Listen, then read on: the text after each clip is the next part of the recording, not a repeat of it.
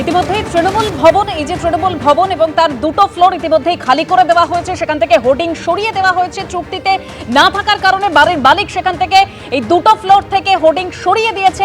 Ground ফ্লোরে তৃণমূল ভবনের সেই কাজকর্ম বা পার্টি অফিস রয়েছে।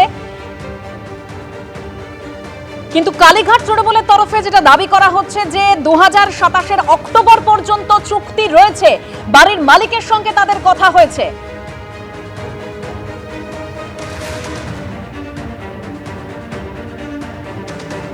কালীঘাট তৃণমূল দাবি করছে যে বাড়ির মালিক চুক্তি ভাঙতে পারে না, কিন্তু বাড়ির মালিক কি বলছেন আমরা জানবো। আমাদের প্রতিনিধি উজ্জ্বল মুখোপাধ্যায় রয়েছেন। উজ্জ্বল,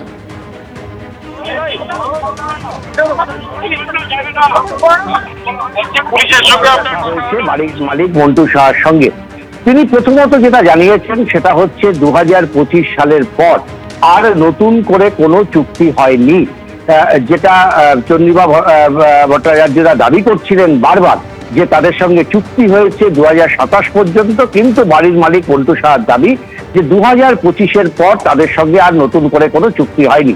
দ্বিতীয়ত তাদের যেটা দাবি সেটা হচ্ছে যে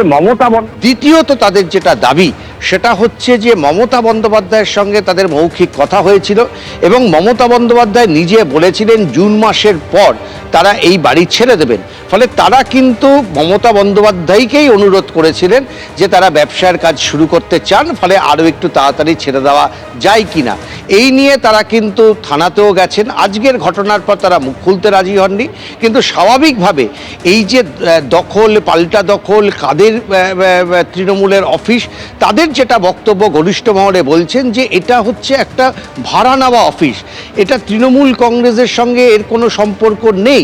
4 বছরের জন্য ভাড়া, প্রথমে 2 বছর, তারপরে 2 বছর, 4 বছরের জন্য চুক্তিভিত্তিক ভাড়া দেওয়া হয়েছিল। ফলে যে জটিলতা তৈরি হয়েছে, খাতা কলমে তাদের দাবি অন্তত 2025-এর পর আর কোনো চুক্তি নেই। কিন্তু একটা জটিলতা আছে, সেটা হচ্ছে তৃণমূল কংগ্রেসের তরফে সেই সময় চুক্তি করা হয়েছিল ফিরহাদ হাকিমের সঙ্গে এবং তিনি মেয়র ছিলেন তখন। ফিরহাদ হাকিম যে চুক্তিপত্র রয়েছে সেখানে ফিরহাদ হাকিমের সই রয়েছে এবং যখন রিনিউ করা হয় বলে তৃণমূল কংগ্রেস দাবি করছে তখনও নাকি ফিরহাদ হাকিম সই করেছেন। যদিও বাড়ির মালিকের দাবি যে চুক্তি হয়েছিল ফিরহাদ হাকিমের সঙ্গে, ফিরহাদ হাকিম এখন রয়েছেন ঋতব্রত তৃণমূলদের সঙ্গে। ফলে এই জায়গায় দাঁড়িয়ে যার সঙ্গে এই চুক্তি হয়েছিল সেই চুক্তিকারী রয়েছেন এখন তৃণমূল কংগ্রেসের অর্থাৎ ঋতব্রতদের সঙ্গে। ফলে যদি সত্যিই 27 পর্যন্ত চুক্তি হয়ে থাকে, সেই চুক্তিপত্রে কিন্তু মমতা বন্দ্যোপাধ্যায় অথবা অভিষেক বন্দ্যোপাধ্যায় অথবা চন্দ্রিমা ভট্টাচার্য অথবা কুণাল ঘোষদের কিন্তু সই নেই, সেখানে সই রয়েছে ফিরহাদ হাকিমের। স্বাভাবিকভাবে এই মালিকানা অর্থাৎ এই বাড়ি কারা ব্যবহার করতে পারবে, কারা 2027 সাল পর্যন্ত এই বাড়ি ব্যবহার করতে পারবে যদি চুক্তি হয়ে থাকে, এই জটিলতাগুলো কিন্তু উঠতে শুরু করেছে। একদিকে তৃণমূল কংগ্রেস বারবার দাবি করছেন যে তাদের সঙ্গে চুক্তি রয়েছে, ফলে তারাই 2027 পর্যন্ত এখানে থাকতে পারবেন। একাধিকবার রাজ্য সভাপতি তিনি এটা জানিয়েছেন। অন্যদিকে আজকে যে কারণে ঋতব্রত বন্দ্যোপাধ্যায়রা এই বাড়িতে ঢুকলেন, তার কারণ যে চুক্তিপত্র রয়েছে সেখানে চুক্তিতে সই করেছেন ফিরহাদ হাকিম। এর মাঝখানে দাঁড়িয়ে মন্টু সাহা তিনি জানিয়েছেন তিনি আদালতের দ্বারস্থ হবেন। ইতিমধ্যেই প্রশাসনের কাছে গেছেন এবং সরকারের কাছেও প্রয়োজনে তিনি দ্বারস্থ হবেন।